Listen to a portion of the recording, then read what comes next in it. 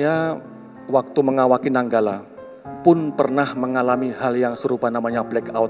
Tadi saya lupa menjelaskan. Apakah si blackout itu? Ada beberapa macam penyebab. Tapi yang pernah saya alami adalah itu jam 12 malam.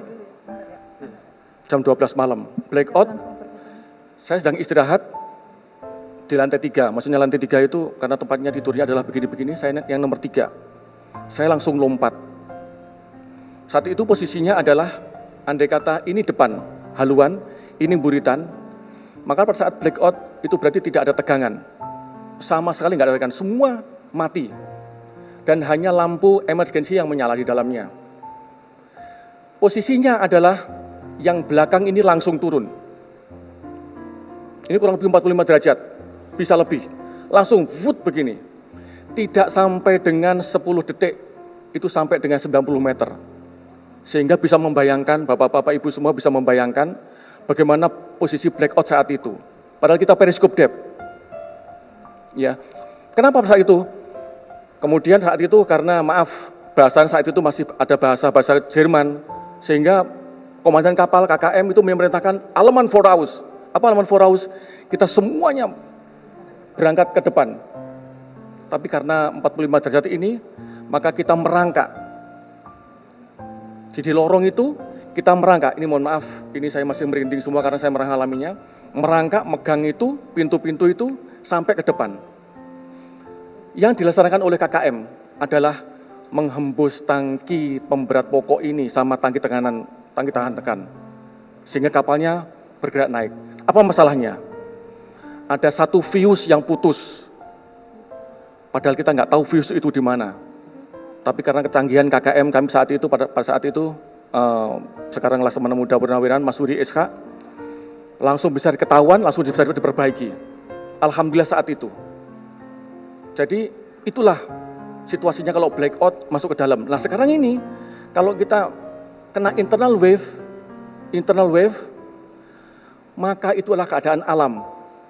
Keadaan alam berarti kalau sudah terbawa sama arus, begini, apa yang dapat kita laksanakan?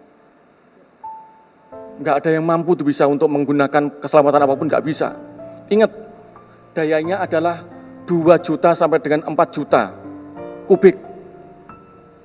Mampukah untuk melawan itu? Mampukah? Kalau begini, bagaimana posisi personilnya kita? Apakah dia masih tempatnya masing-masing? Ingat saat itu mereka masih terjaga semua. Jam 3.30 itu posisi mereka masih di pos tempur masing-masing. Maaf ini sangat saya menggebu-gebu karena saya merasakan bagaimana saya nggak mau istilah anak buah saya digini-ginikan karena kesalahan mereka tidak mau saya.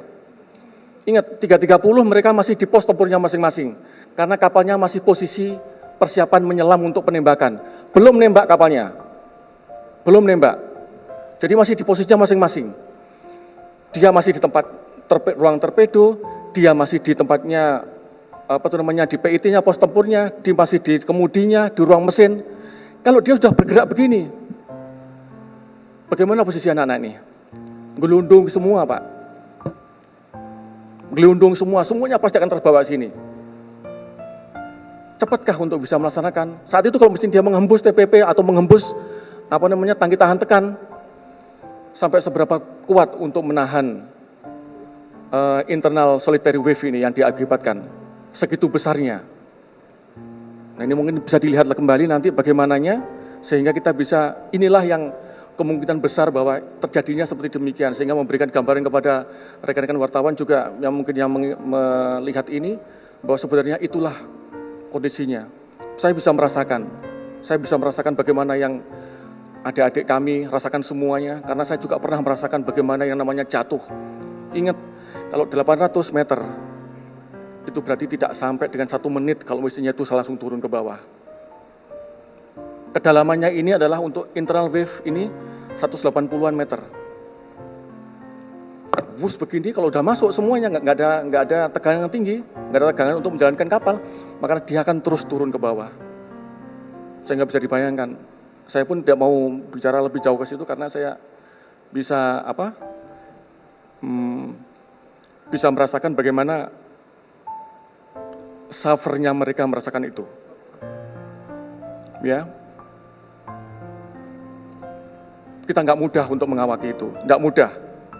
Mungkin yang nggak pernah merasakan mungkin gampang untuk ngomong, tapi kami yang sudah merasakan dan pernah merasakan bagaimana jatuhnya kapal.